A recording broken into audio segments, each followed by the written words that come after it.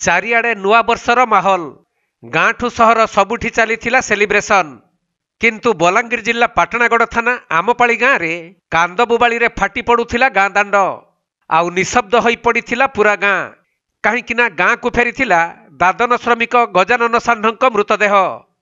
तेबे शव आसी गाँ रे पहुंचीबा परे समस्तଙ୍କ आखिरे जकेई जाइथिला लुह। सेपटे पूरा घटनाटी थिला एमिति जहाँकि मासक तले बेलपड़ा सहरर दादन सरदार प्रदीप तांडी गजानन एवं स्त्री जामा सहित तांकर 2 जण छुआ को बाहर राज्य विजयनगरम को दादन खटाइबाकू नहीं जाइथिले। हेले सेठारे गजानन किछि दिन काम करिबा परे हठात असुस्थ होई पड़िथिले। तथापि भी दादन सरदार तांको काम करिबाकू निर्यातना देउथिला। तेबे गत सप्ताहरे गजाननଙ୍କ देह आहुरी असुस्थ हेबा सहित गोड़रे प्रबल जंत्रणा और झाड़ा बांति तांको होइथिला।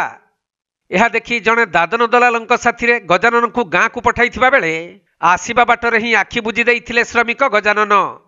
अन्यपटे गजाननଙ୍କ देह संपूर्ण असुस्थ थिले भी तांको स्त्री को सांगरे न आनी एकाकी गजानन को गाँ को आणुथिले।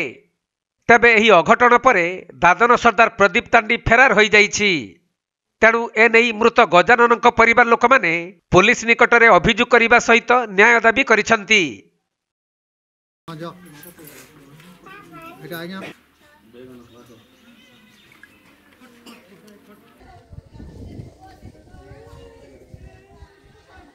बलांगीर जिल्लारू रूपेन्द्र मुंडा रिपोर्ट, कोणार्क लाइव।